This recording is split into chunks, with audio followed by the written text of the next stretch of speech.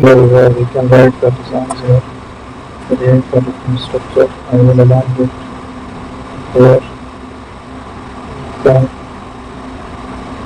I will make the changes there. How to make the design of the text. Similarly, we will try to make it more beautiful. We will use the paint on it. Also use an eraser tool over that shape and structure. It's the control design here.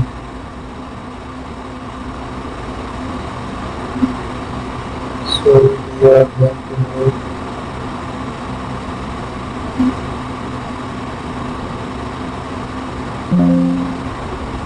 take another shape here. So let's have another design.